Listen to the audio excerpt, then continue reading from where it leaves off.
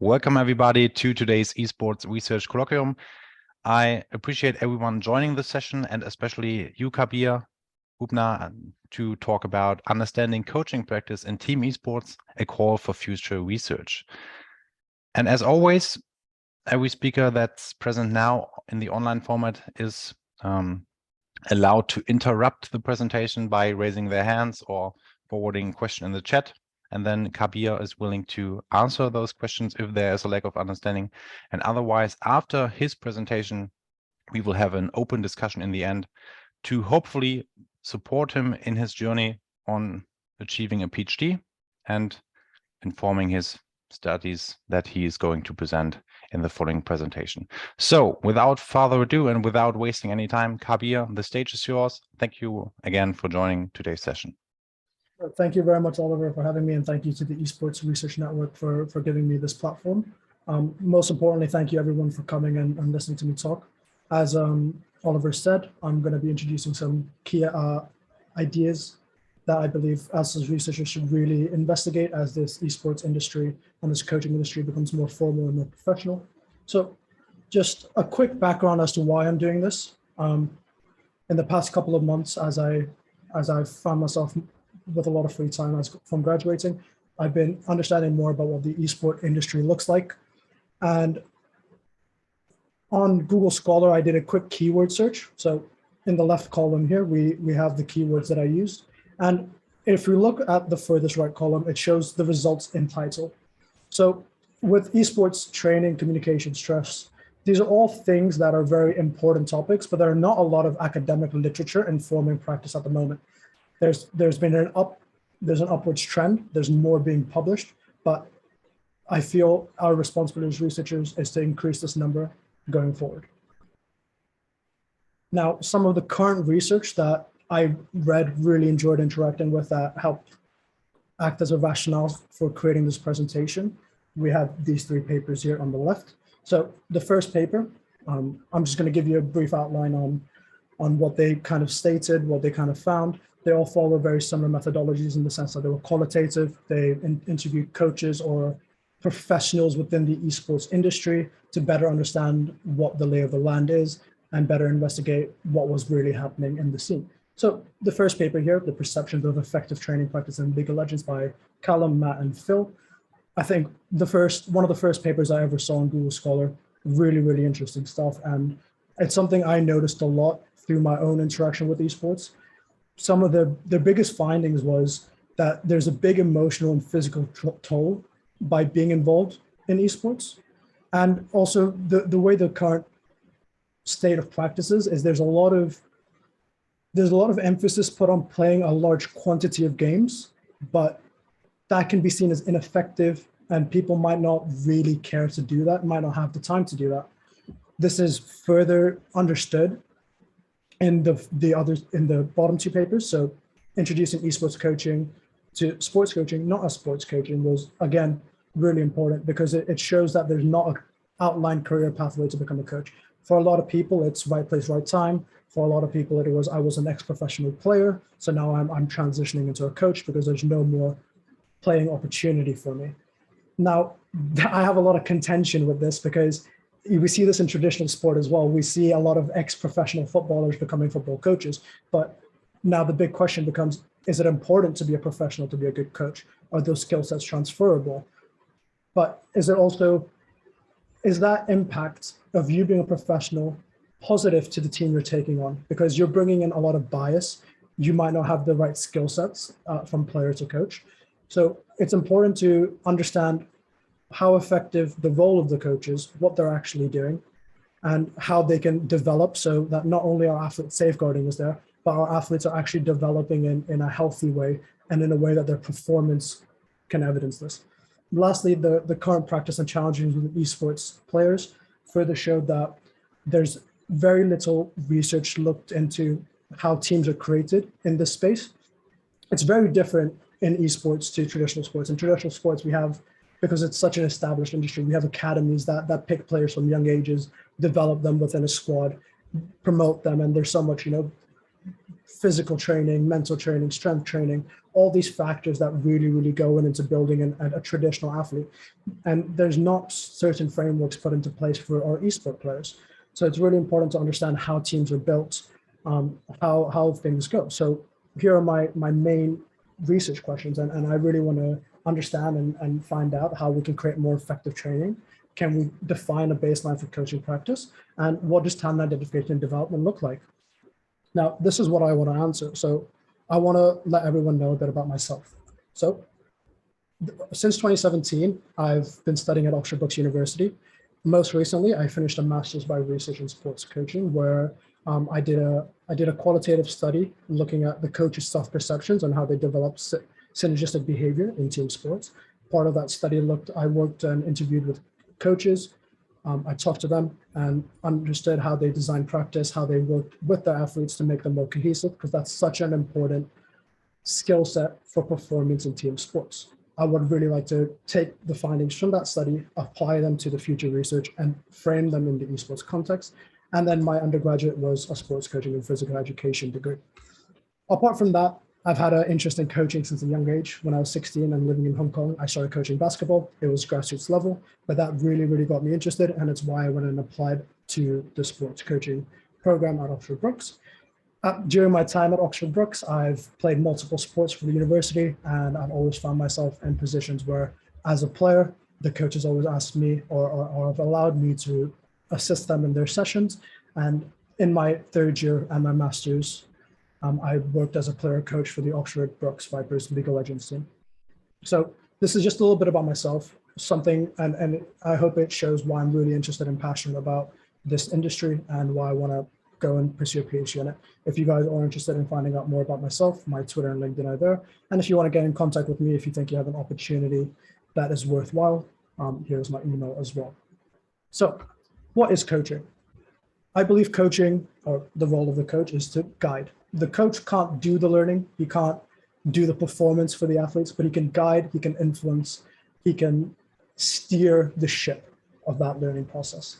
And he's a very big agent within that. I believe he does this through three key facets, which is environment architecture, feedback provider, and relationship builder. When I talk about environment architecture, it's very much about practice design.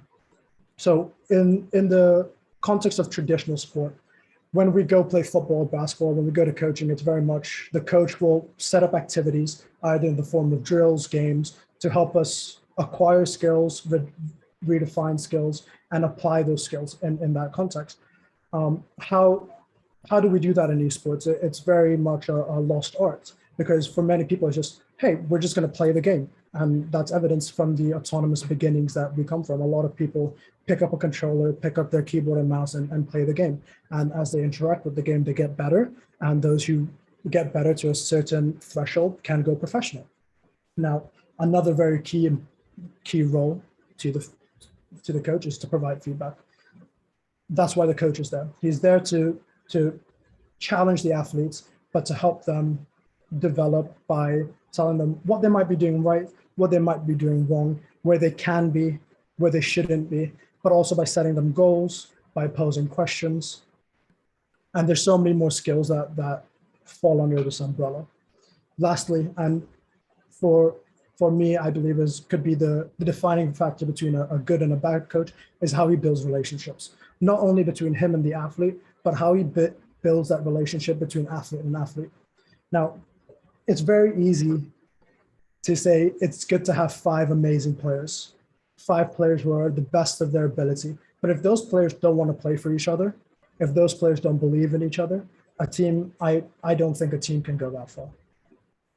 So it's another area of investigation that we can go and understand how that the coach, the presence of that coach, helps athletes want to play for each other, and how he can build that relationship amongst each other.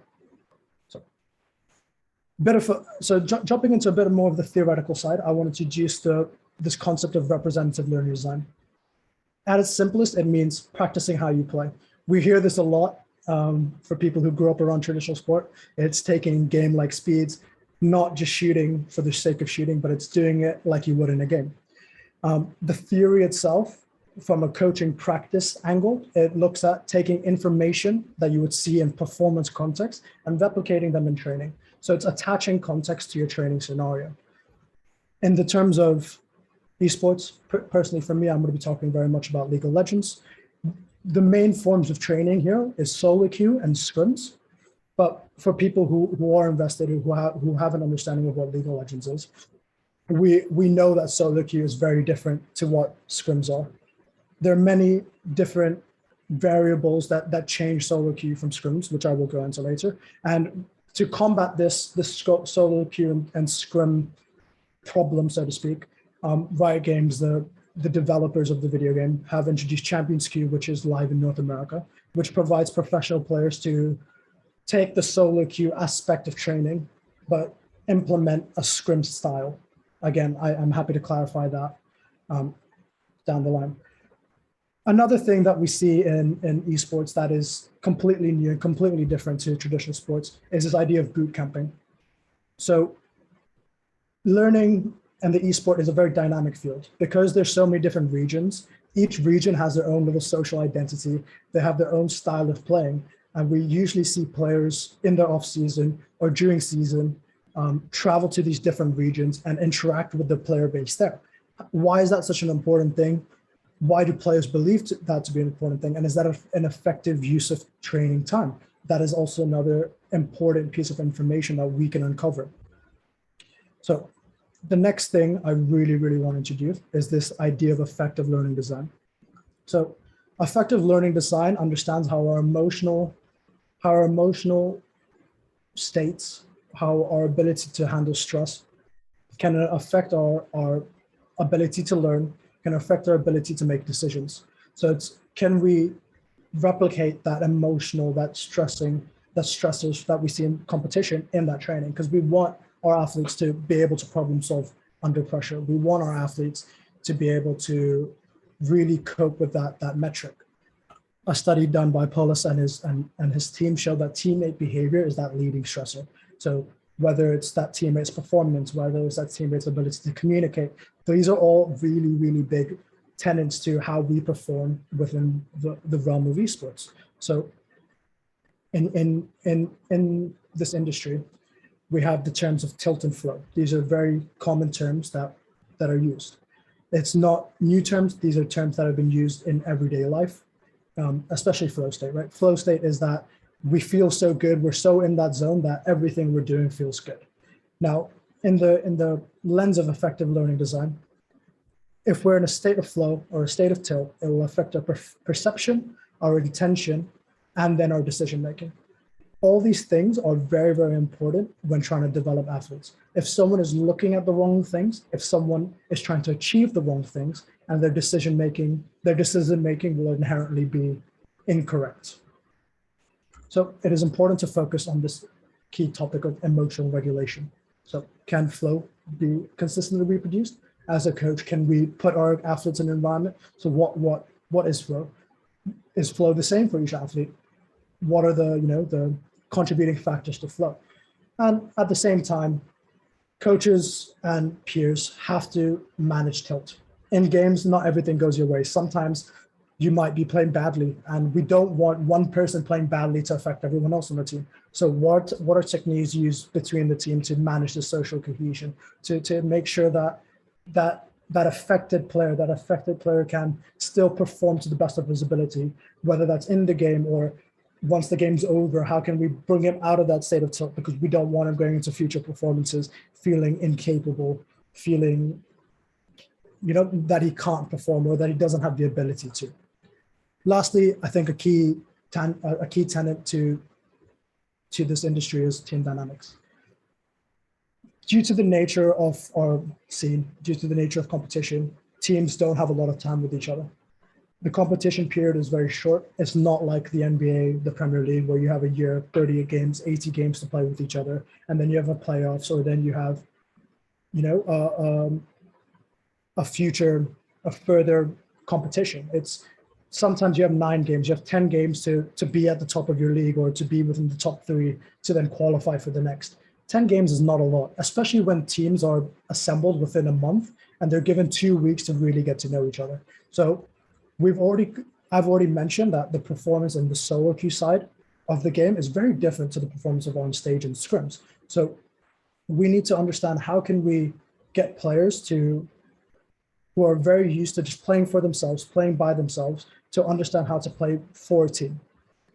Now, this esports scene is so new. It's so different to traditional sports. The good players, they spend a year, 2 years, however long they take to reach this 1% of the player base. They spend a lot of it playing by themselves in the comfort of their own house, in the comfort of their room, in their clothes, on their own time.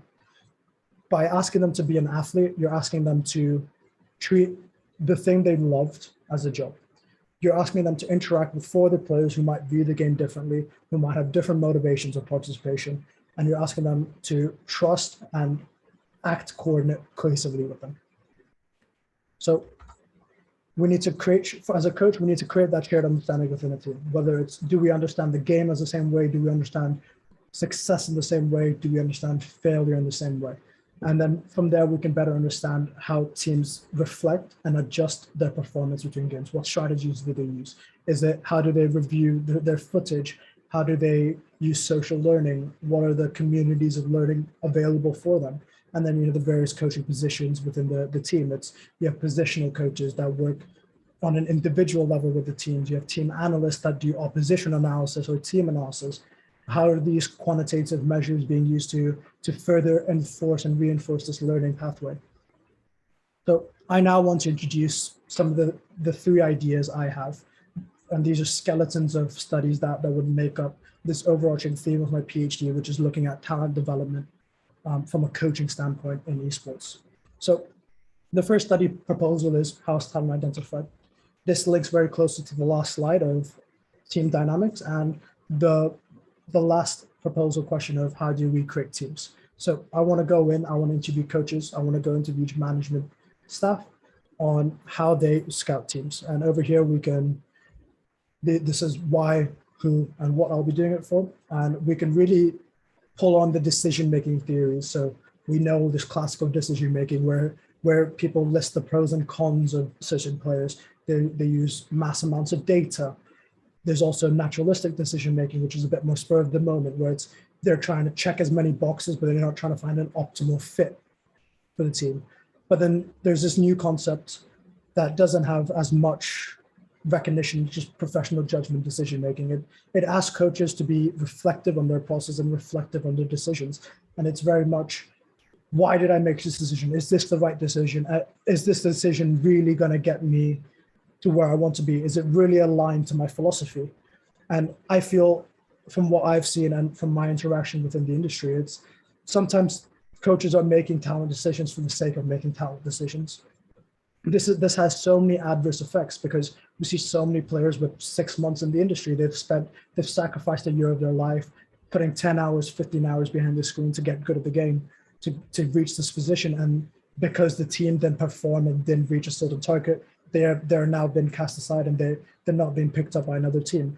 That's a massive sustainability issue. But I think that can be fixed if coaches are more reflective on their talent decision processing.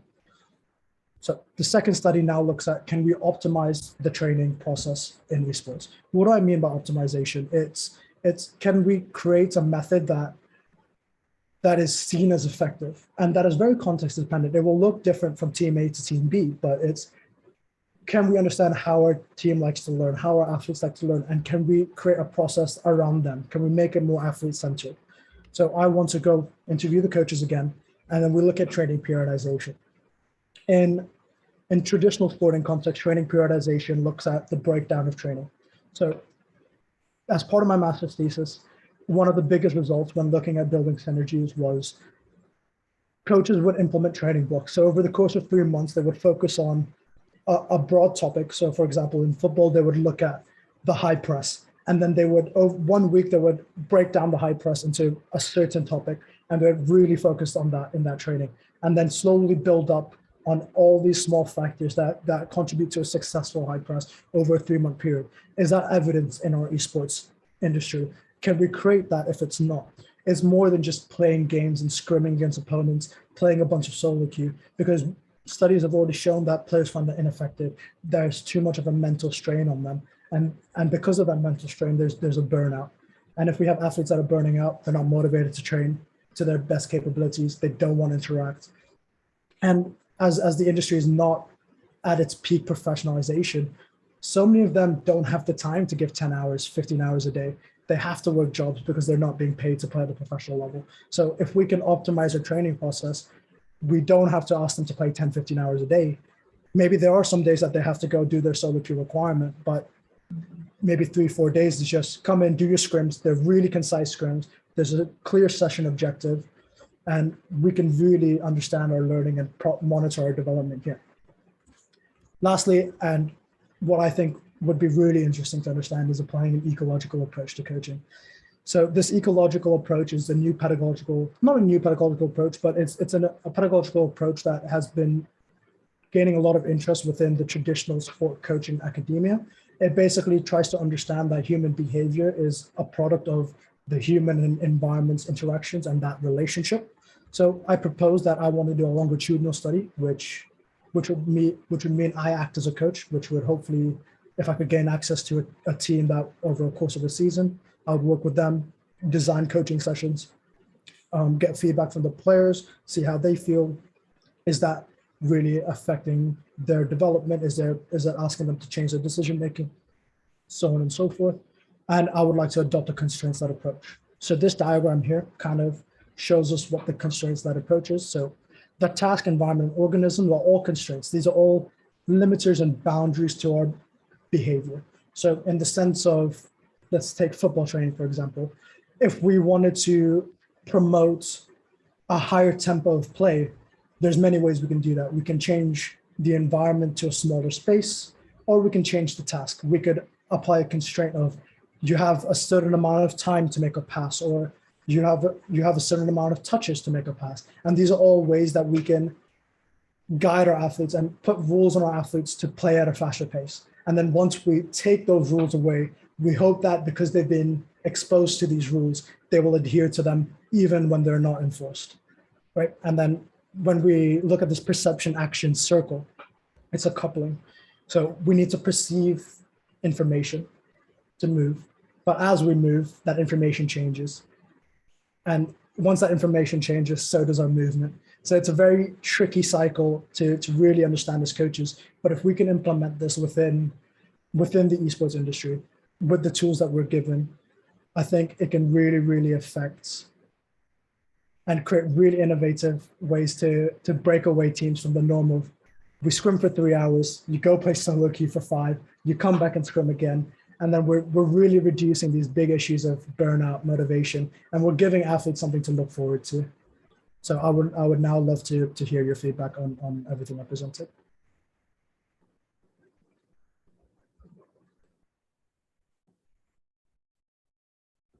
Kabir, thank you very much for this interesting presentation, and I like the way you guided the narrative of informing those 3 studies, also presenting yourself, then moving on with the learning models.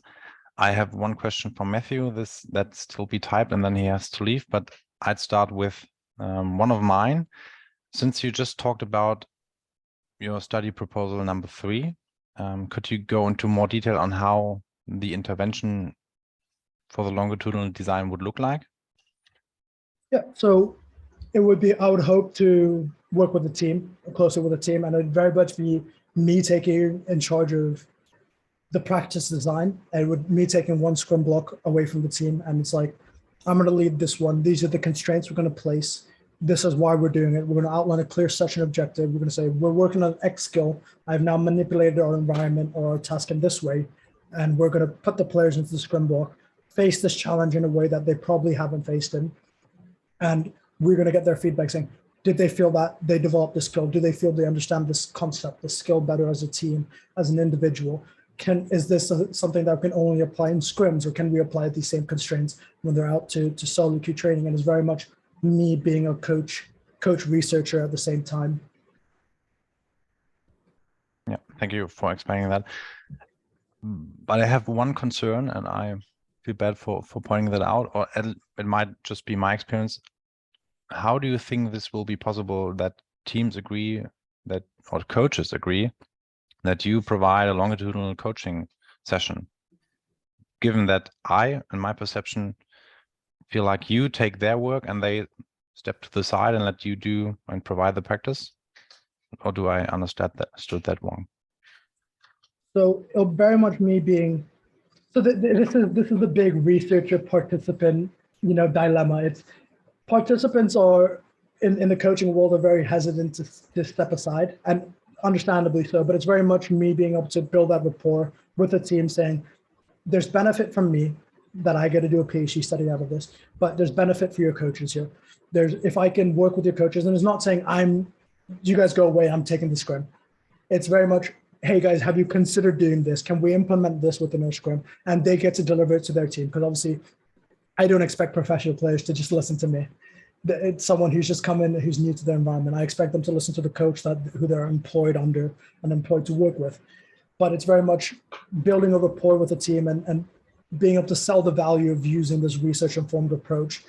And if that longitudinal study provides a positive hypothesis, shows them that this is a training method that they can use to better structure training, then it becomes a matter of educating coaches on a larger scale of what the constraints that approach is, what that looks like in the esports industry, what are task constraints in League of Legends, what are environmental constraints in League of Legends, or whatever a title you want to pick. It's a matter of framing the language to match the title. Thank you very much. I don't want to sound rude, but I think this is really good approach, really good. But I think you need to start laying the foundation for that and the basis when you start the first study. Before that, start contacting coaches, start working with teams, because in my experience, it's really tough. Even though teams are interested, they have a really busy schedule, and then they say, okay, we can't do it now, we postpone it. And then it's getting postponed every other day. And that's why you might want to start building rapport right from the beginning. Get your name out there, tweet about what you do, disseminate your research, disseminate your findings, and then I believe teams and players perceive the value of your research because they will provide great benefits for practice and for research. But this is something I wanted to point out. So for those who joined the session later, feel free to raise your hands or post questions in the chat. Then you can ask your questions or I forward them. Otherwise, I will start with a simple question, and then we can discuss your designs or studies in a more detailed way. So I am interested in how your practice as a coach, but also a player in different esports, impacted your study designs or your ideas as a researcher. So when I started playing for the League of Legends team at Oxford Brookes, it was very apparent that even though our team was very casual, very informal, that training is really hard to get that buy-in, right? And because, at least at my level, there was such a skill disparity that it was really hard to tell someone, hey, maybe you should consider doing this, because it's very much self-preserving bias, right? It's very much, I don't want to be told I'm doing wrong. That extended to me. When people gave me feedback, is very much, I know this, I know that, you don't, right? But it's very much like, can we get people to play in different roles? Can we get people to understand the game in a holistic sense and not just through their lanes? Can we get a mid laner to have a deep understanding of jungle without just relying on the jungler's thing? It's if the mid laner knows how the jungle works to an intricate level, then we open that feedback channel a bit more. That channel, I don't think, is there, at least at the level of participation I had. I'm not sure what that looks like at the highest levels, because obviously people who are at the top 0.001% of the player base, they have a better understanding of the game holistically. So maybe that communication channel looks different, but it also becomes a matter of creating buy-in, making teams want to play for each other, and it's creating effort that is on par.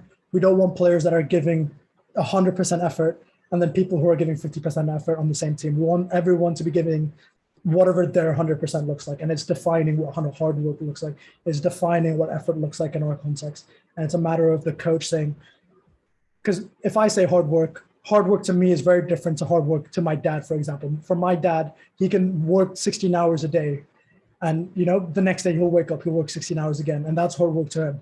Hard work for me is get your checklist, write your checklist in the morning, get those things done, and then that's it. That you don't need to do that. And then if anything questions posed while doing that checklist, do your best to answer them, but don't put the whole day. That's hard work for me. Now, if that's what looks like in an informal context, I will definitely be there in the performance context. Now, it's can we define these things, these small things in the coaching thing to better our training?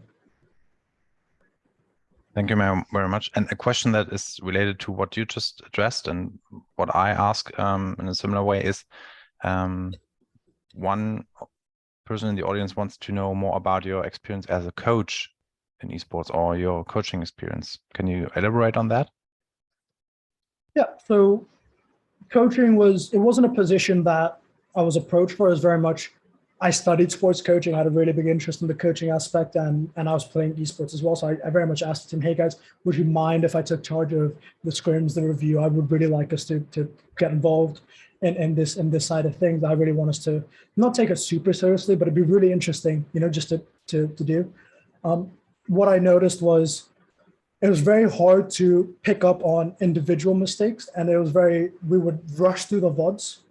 It would be very much, if something went wrong in a game, we would just view that, but we wouldn't look at the steps that created that mistake, or we wouldn't go through the game piece by piece, step by step.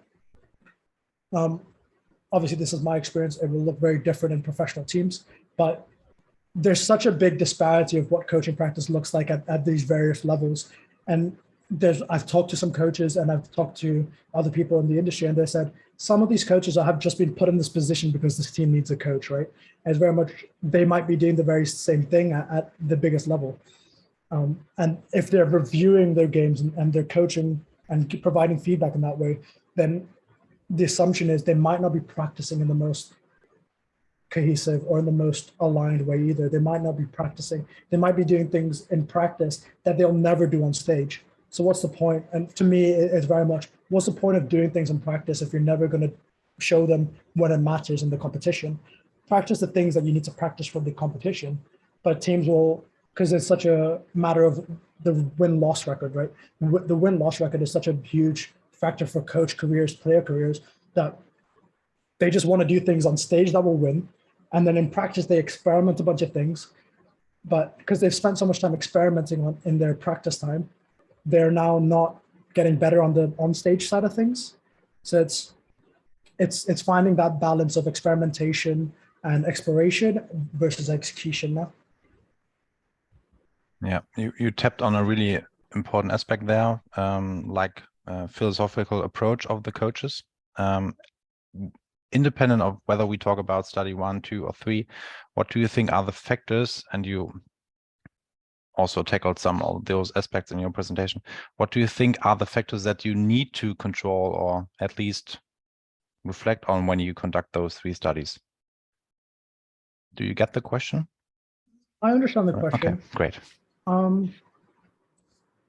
It's hard to say now. I think it's very much, once I have more theory attached to the presentation proposal, the PhD proposal, when I get to think more about it. But off the top of my head, it would very much be, are we looking at teams within the same level of participation? Because a coach that is working with part-time players will have very different means of training than a team that is working with full-time players. A team that can fund their players will have a different level of motivation in training than players that have to work a job and then have the time to train.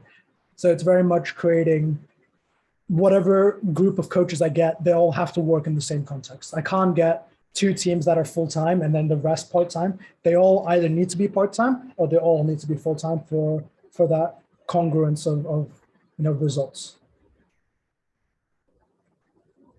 Yeah, I would slightly disagree, or at least make another argument that, for example, when we look at the study 1, we are interested, or you are interested in getting to know what talent is and how talent is identified or described, defined by coaches. And I believe that it might also be of value to ask amateur coaches or look into less or more experienced coaches to have a broad variety or variation within the sample to understand this concept, not only from the perspective of professional players that are really alike, but see different perspectives and then get a greater understanding of that, and maybe also more representative in the environment of esports. Just my thoughts. What do you think about that? I see the value in it, and I think that having that broad participant pool only really applies to proposal 1. Because in proposal 2, proposal 3, it becomes really hard to go to an amateur coach and say, what is your training? Can we optimize your training? Because there's so many bigger factors, and the more factors we can eliminate. So I think proposal 1, it's amazing if we look at amateur coaches, because the data amateur coaches have available and use is very different, because amateur coaches will be looking to find unknown people within the ladder, people who might not have experience yet. So they will obviously, those players don't have references. They don't have experience in competition. They might not have, accolades, achievements yet. So amateur coaches will obviously be identifying at that level. But then when it comes to proposal 2, an amateur coach that isn't being paid to coach and the players are being paid, but only have 3 hours every other day to meet and coach. So if that's all they get to do, then how much can I really optimize? How much can we really change? There's an argument that proposal 3 can still be useful to them, but proposal 2, probably not, because if you can, it looks more at full-time players, full-time coaches, full-time teams to really optimize, because that is the highest of high performance environments. I feel the value of that. Just wanted to raise attention to my idea as well. A different thing is, even similar. Do you want to look into one specific game, and you mentioned League of Legends, or do you want to conduct study 1 and 2 and maybe 3 in one singular game? I would prefer to conduct it more in League of Legends, mainly because that is where I have the most interest and the most knowledge. I would like to say I'm a very much coach researcher. I've had the coaching experience, although very small. I do know what kind of coaching looks like. I'm within the top 5% of the player base worldwide in League of Legends, and it's very much, I understand the game quite well. So I really want to create a study that I'm passionate about, but will have impacts to that ecosystem as it grows over the next couple of years. Thanks. When you started your presentation, you talked about the coach could be a changer of the environment, feedback provider, and what's the last, relationship builder? Yeah, thanks. And one question from the audience taps into this area, and the question was, how do you think you can adjust the constraints in an esport such as League of Legends when the game doesn't allow for custom games? So this is the biggest issue, right? So League of Legends has a practice tool, but it's only for individuals. We can't get more than one person in. So until the developers can find a way to code a way to have these many players in it, it becomes a way of changing the task. So something I tried was, the jungler is a very big role in League of Legends. He influences the map on a global level. So it was very much, we increased his map size to the biggest, and everyone else had to have their map size in the smallest, right? Now, for those who play League of Legends know how important looking at the map is. But when you can't look at the map, you're now relying on someone who can look at the map for information. Now, and you can change it. If we have the mid laner with the biggest map and everyone else with smallest, what information are we then looking at? How's our performance and behavior then change? We can look at, you can zoom in. So in League of Legends, a big skill is camera control. How can you move your camera to look at different parts of the screen, look at different parts of the playing space to gain information to make your decisions. Now, if you zoom in, you're effectively reducing your field of vision. That will now constrain your behavior because you're not seeing as many things. So it's small little innovative things like this that people might not pay attention to when designing coaching practice. It's very easy to say, just go scrim, we'll review it, what went well, what went wrong. But if we add these little things, it doesn't matter if you win or lose the scrim, because in my personal opinion, with my philosophy, training is the part where you make the most mistakes. That's when you want to be experimenting. That's when you want to try these innovative things, because it teaches you so much more about how people learn, and it can frame that individual time scale of learning a lot better. Yeah, I like the idea of changing the map size. Maybe also make it so small that some players of the team can't see it, and then the person, maybe the in-game leader that you want to share a lot of information, making calls, has the biggest map and provides the information so that every player understands what's going on in the game. And this can be really good. Yeah.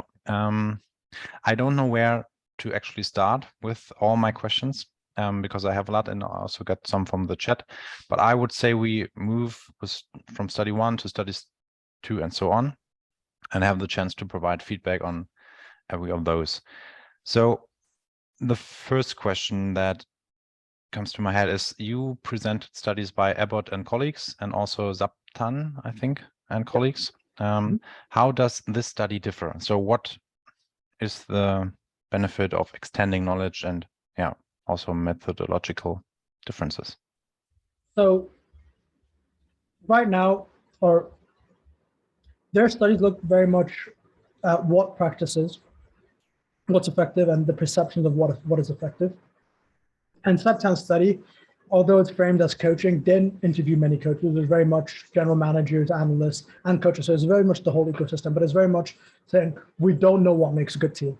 This is a big topic, a point of conversation, both in traditional sport and now in esports, is what factors contribute to making a good team?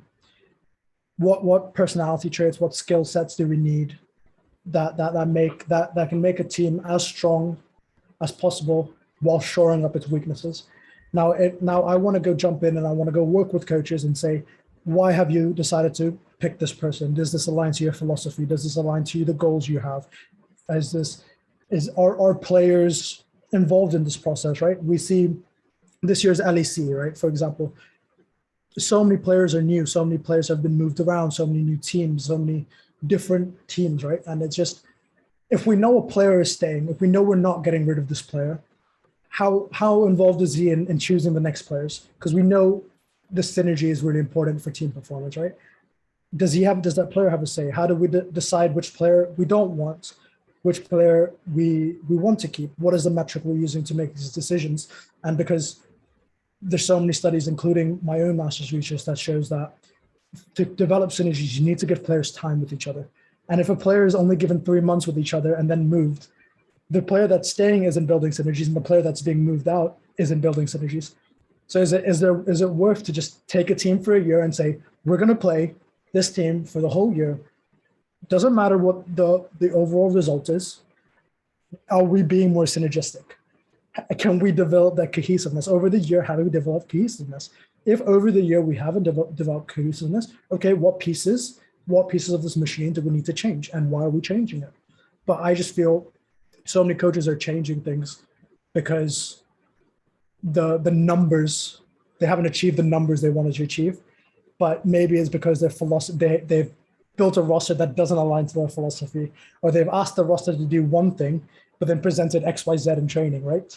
And is that breakdown in philosophy the reason, or is it a matter of these players actually were the reason why things haven't happened? Yeah.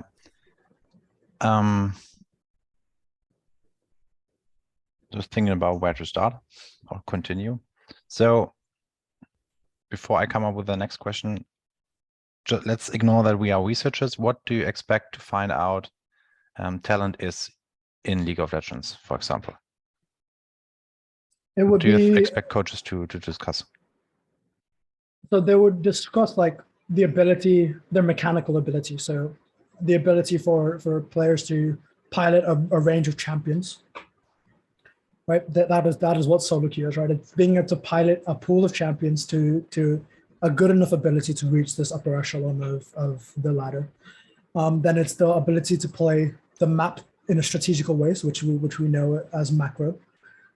Can we identify the map, the game states? Can we then make the decisions coherent to that? And then it comes down to the other bits of talent is how can they communicate information? Can they be proactive in their decision making? Can they limit their losses? So when they're not winning, how can they facilitate the rest of their team to carry? So it's not always about being the stand-up performer, but in the games where you aren't the stand-up performer, how can you be a contributor to that success? Or how can you not be the anchor to your team? Yeah.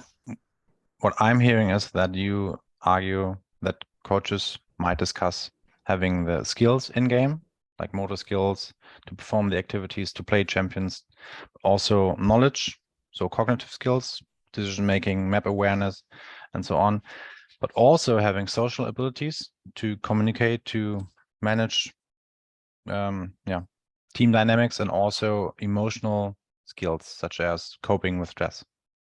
Yeah. Okay. So how does this knowledge then inform study 2?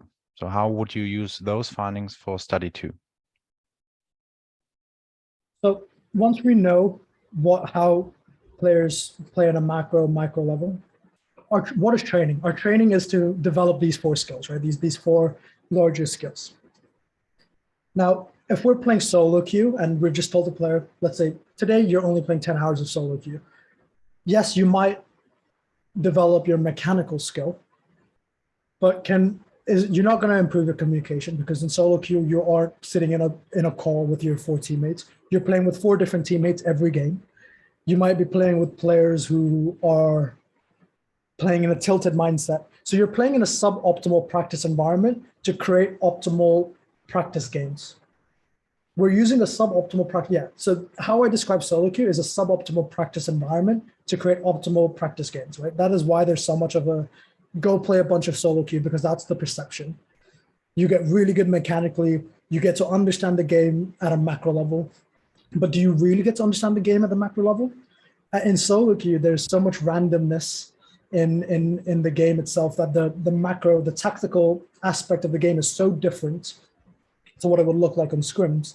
But in scrims in itself is you playing against another team that you compete against within the league. Now, they might not want to compete against you every day for 5-6 hours, because you might get really good at play against them and then you'll beat them on stage, right? So, and then a team that you scrim against might not want to play their best champions. They might not want to unveil strategy. They might not want to do X, Y, Z. So it's, again, suboptimal practice. So can we put these various different methods of practice in a way that allows for these 4 corners, so to speak, of our player to be developed without asking them to give 10-15 hours, without asking them to sacrifice social well-being, physical well-being, time with their family, friends, because it's frankly unfair to ask players, and there's obviously a degree of sacrifice for every high performance athlete, but not when the risk is you might only play for 3 months and you might never play again. So the first study will aim to understand what talent is and how talent is developed by coaches, like having a status quo. And then study 2 will look into how it's actually done. Okay. One idea that I had, and feel free to post your ideas, opinions in the chat, or raise your hands if you want to go into detail on that. You're welcome. My idea for study 2 would be to, for example, work with diaries. So having a booklet where the coaches could fill in what they've done. Mm-hmm. They plan that, they have it on paper or have it online. I think it's not that big of a deal for them. And then you could also engage with the teams and maybe have focus group interviews with the players. So you add another perspective to your study design and see how players perceive what's being done by coaches, if they even see if it's effective or not. Because currently it's great to look into coaches' perspectives and practices in more detail. This is absolutely brilliant, but I feel like we don't know whether this is effective when we just have the first 2 studies, because then you do study 3. But if we add the perspective of the players and have a mixed method design, interviews on the one hand with the players, maybe the booklets with additional questions for the coaches, we can link what's been done and how it's perceived with performance by the players, and this might add more value and another perspective and a more holistic understanding. But this is just an idea, just rambling thoughts. Yeah, but I like the approach. I need some time to think about that in more detail. So every question is welcome. Otherwise, I will move on. Are there questions?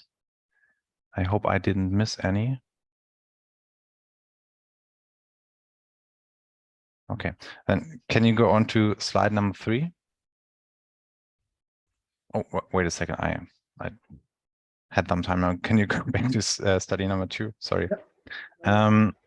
So you mentioned environment change, feedback provider, and relationship builder. Do you have questions in mind or an idea how to include that within your methodological approach for this study? So this falls very much under the umbrella of environment architecture, but as we periodize training, as we create these blocks, it falls under that feedback provider as well. How can we take the data from scrim training, implement it, and give players objectives for solo queue when they go play their solo queue games? How can we then set goals that say, can you achieve this in solo queue? If you can achieve this in solo queue, we can implement this we can let you play this sort of role in scrims. Can you go evidence it in the random training, in the isolated training? Then we can see you have the skill set that we can pair these two little blocks to better understand training periodization, and then how over time coaches say, this week we're working on this. So if 1 week we're working on vision control in the jungle, how is the player doing that in his solo queue games? Yep. Okay. What is he doing in solo queue games that helps him build that skill? So is he bringing those skills into scrims? In those scrims, is that then translating? And then from that scrims at the end of the week when they go play their stadium games, have they shown better control of vision? Maybe it's not just a matter of placing more woods, but are they placing woods that are effective, longer lasting, that help them make more informed decisions? Yeah. Okay. Just one additional idea to study 2. Well, if you want to go with my idea of the booklet, you're free to not think about that at all, but you could also use the booklet and ask, similar to what Saptan and colleagues done, about any barriers in providing those practices. Not asking about barriers, but try to have one open question how they decided to use the strategy, or what challenges they perceived, or what benefits they perceived. And then you can compare that to the perspective of the players. Okay. Then can you go further to study 3? Okay.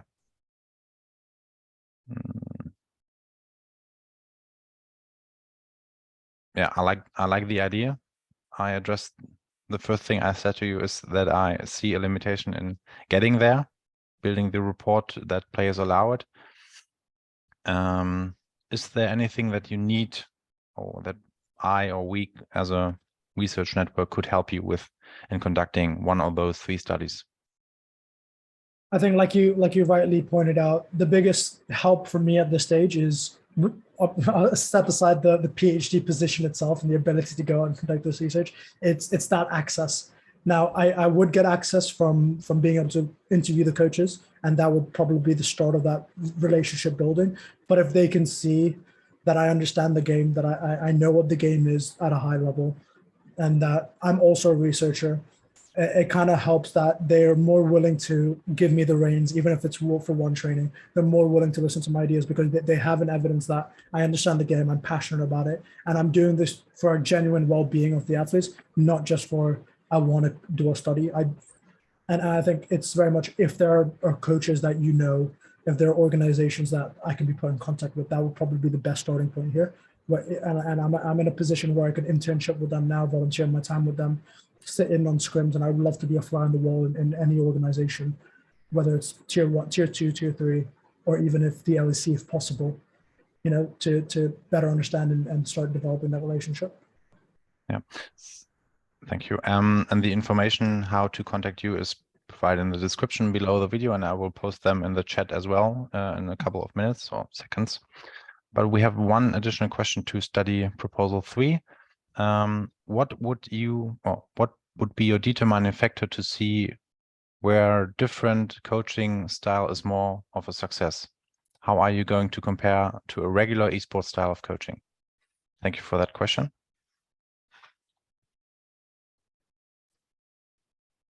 I would need more information before I could. I'm not 100% sure how to answer that. I could definitely look into that and get back to you if you wanted to drop me a message on Twitter, and I'm more than happy to answer that once I give a bit more thought. I just don't know how best to answer that question for you now. But you understood the question, or should I reframe it? If you could reframe it, maybe sure. It helps me give a better, a more concise answer. So I think this is similar to study 2, but most addressing study 3. How do you make sure that what you do is related to increased performance or success? And how do you make sure that this is better compared to what coaches usually would do?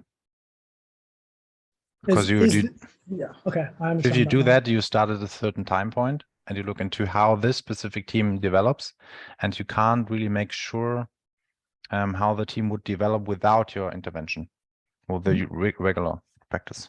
I think this was the question. Otherwise, send me another chat message and I correct that. So from the way you reframed it, I would answer saying, it's very much, can we adhere more effectively to the outline philosophy of the team? Can we put our practice to adhere to the things that we need to achieve?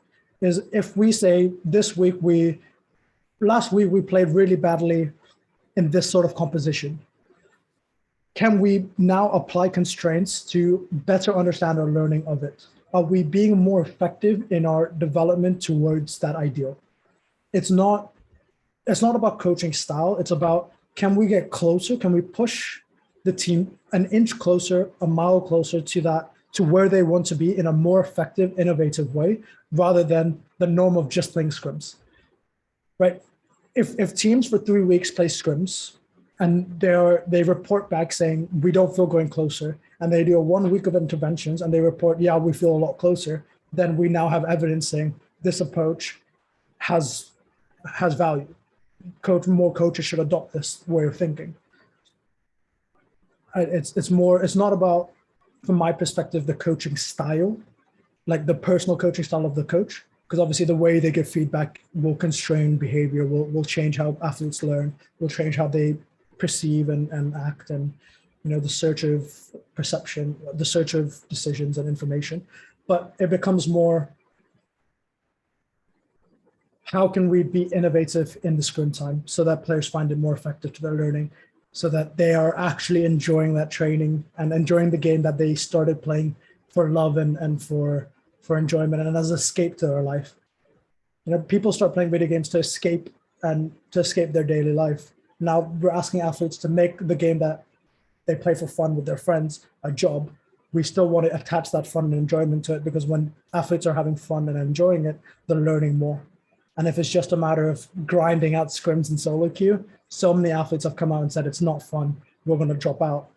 And if athletes are dropping out, then the industry isn't growing. And if the industry isn't growing, then frankly, our research, the coaching career will not last after a certain point. And we don't want that from a research point of view or an organizational point of view.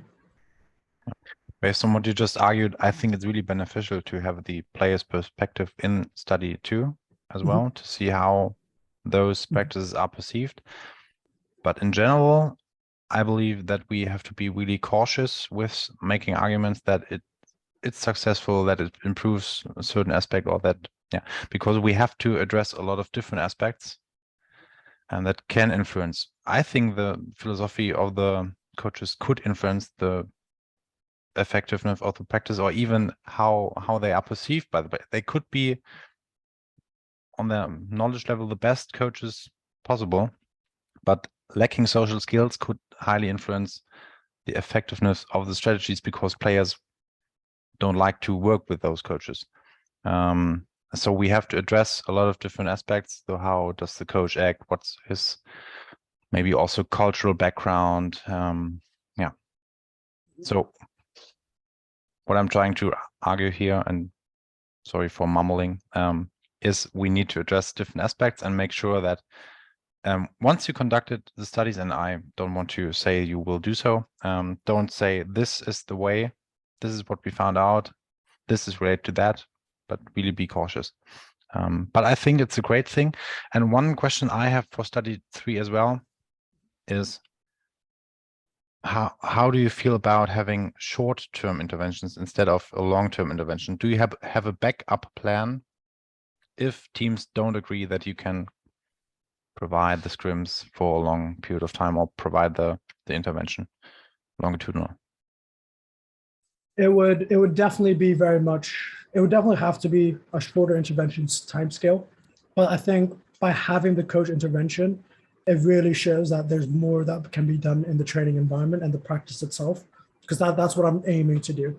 I'm aiming to uncover what works by leaving scrims as it is. But if we manipulate certain things within that environment, can we help athletes understand things better in an individual and a team level? So it becomes very much, even if it's working with one team for 2 months and it's in the off season, right? It doesn't even have to be where they can go play games and we can assess that learning that way. But then we can get the perception of, yes, this was really beneficial, or whatever the data says, we can come to the conclusion that that would then be the backup where we can do it in the off season with an academy team where there's maybe a bit more flexibility to implement these things. Thanks. I was a little bit distracted. We have another question in the chat. Sorry.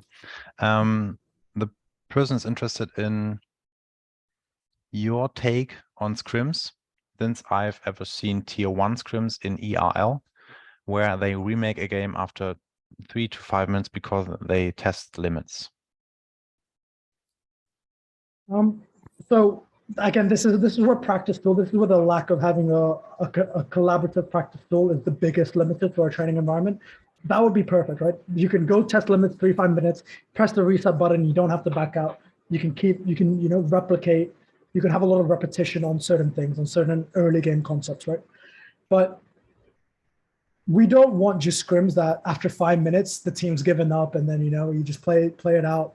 And once the game ends, and you're only reviewing 5 minutes. We want to put teams, we want to give a practice environment, regardless if they lose the game, they win the game, they lose in the first 5 minutes, they can work on skills, right? Because when you're playing in performance, when you're playing on stage, at 5 minutes, you might have already lost the game. You might be at such a disadvantage that a game might feel lost, but you still have to play it out. You can't just walk off stage. So we want to train our athletes to not give up, and even while in there testing this limits, they want to test that limits after that 5 minutes.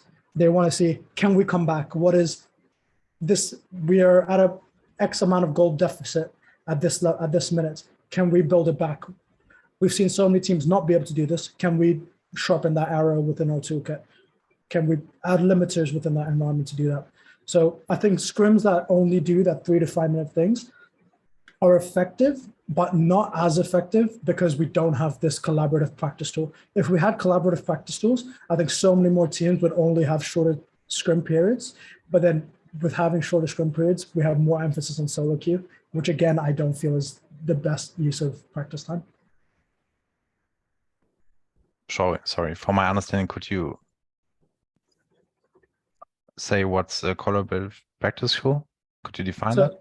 So collaborative practice tool. So practice tool is only one person. One person can go in, he can, up his level, up his experience and all these things, right? But if we wanted to, let's say the level 3 tower dive is really important in League of Legends, right? That is a very big way for teams that's one of the most synergistic things that happen in the first 5 minutes of the game. Teams really look out for it. It's a really good way to get an early advantage for a team. Now, once you do that, you have to back out, re-get in the game, play those 3 minutes again. But if we had a way that we could replicate that quickly, press a reset, buy your items again, what you would be at 3 minutes, and go back and do it without having to wait 3 minutes at a time, 5 minutes at a time, then that would be really important. So it could be a way of this research then informs the need for this in a more empirical sense. And then we can present it to game developers saying, can we create this now? We need this for the ecosystem at a competitive level to grow. Yeah. This might already be on their books, but maybe they don't have enough decision. Maybe they don't have enough information to act on it. Maybe they haven't seen the need for it yet. Maybe they have so many other things they want to focus on at a commercial level that they aren't investing the time into this. But if we can have a body of research that shows this is really important to the development of your competitive scene, then it pushes these organizations to think about that as well. Yeah. I liked how you discussed the question from the chat, and I also like the idea of the question in the chat, that I think when both teams have their exceptions set and they know what's going to happen, it's fine to have 5-minute sessions, try out everything, and then end the game and do it again and again. But it's also important to have the, as you mentioned, emotional, psychological skills to cope with those situations if they occur in a real environment. So we can't only do that, but we have to be holistic in that sense. So I'd say it has its benefit, as you argued, but we need to also think about other stuff. A follow-up question in the chat is, I just read it out loud because I just see it. I think it's like playing from behind. Oh, what would you, sorry, I start again.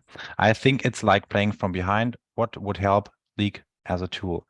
Like in CSGO, you can start with 4 versus 5, or just create a field in football where only one team is attacking with a man advantage.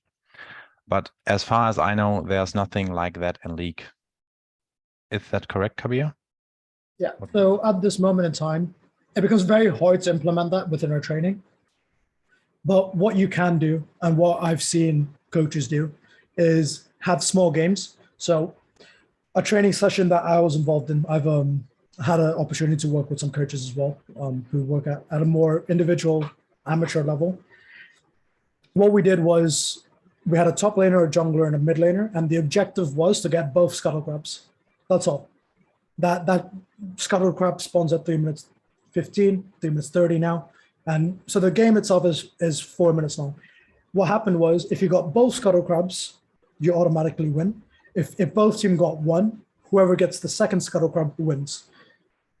So the limits were so much better. You could get one scuttle crab. If teams got one scuttle crab each, you now have to wait 1 minute 25, 1 minute 30, whatever the time is, till the next one spawns. So till then, you have to find a way to get an advantage. It's can we get priority in a lane? Can we kill a laner so we have 3 on 2?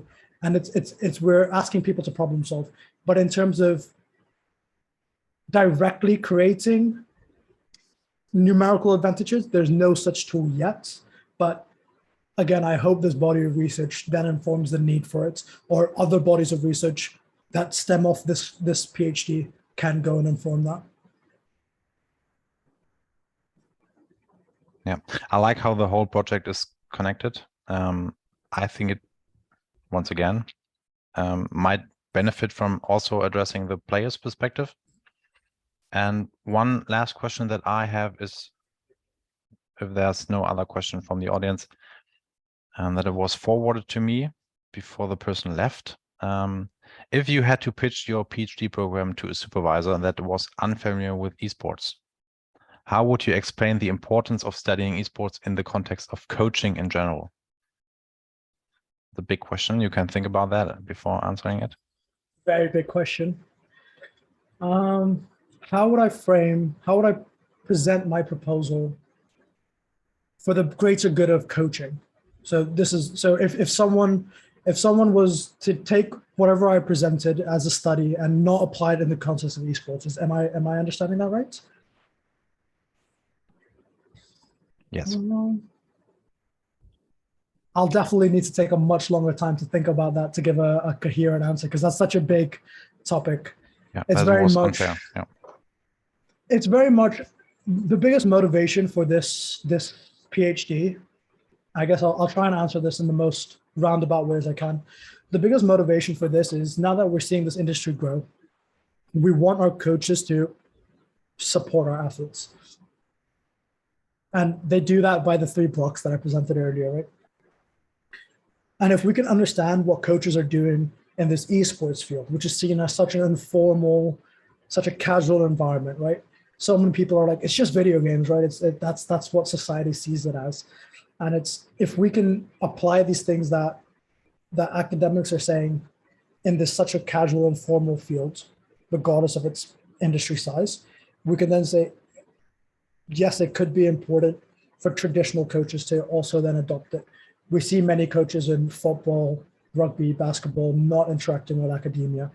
But if this casual environment is now taking a research-led approach, and then asks questions of people who haven't yet taken an academic approach in that traditional space to do so. There's so many coaches now within that field that are now more academically informed. There's a growing like group, you know, there's skill acquisition experts, there are sports psychologists and coaches. There are coaches now who have sports psychology degrees, masters, PhDs, so on and so forth. But we want to create as much of that percentage. We want as much of that coaching workforce to be research informed and not just, I see, so I do. We want to know why. They should have a reason. There's no right or wrong in coaching, as long as they can provide sufficient rationalization of their action. People are happy, because there's so many different ways to be successful. There's no one path, but we want people to be as informed as possible. And once you have as much information, you can give better evidence to the decision you're making. Yeah, I think you did well addressing that question. It was a big one. I think there are multiple arguments out there to do so. I would also add the high need for players and coaches because we lack knowledge, and we can benefit practices and also future research when we get a greater understanding of what's happening and why is it happening. And then again, when applying knowledge or theoretical frameworks, for example, from sports psychology to a new environment, to new samples, we can potentially extend current knowledge and then transfer it back to the original environment where we took this theoretical framework from. So I think we can cross-transfer knowledge from this environment to that, and not only say esports is no sports, we shouldn't investigate that. We have a lot of different arguments, such as financial aspects and so on and so forth. So yeah, you did well. So if there is no other question, I put the Twitter, LinkedIn, and website handles in the chat. They will also appear under the recording. Is there anything that you would like to add, Kabir, before we end the recording and the session? No, I'd just like to thank everyone again for coming, watching me present. I hope you guys see the value in what I'm trying to do. And if there's people that you know that you can connect me to, I'd love to have that conversation. Or if you have questions yourself, please drop me a message on Twitter, LinkedIn. I'm happy to connect with all you guys. Thank you very much. Is there an open question that you would like to have answered, or? Not at this moment in time. Okay. So thank you everyone for joining. In particular, thank you, Kabir, for the presentation.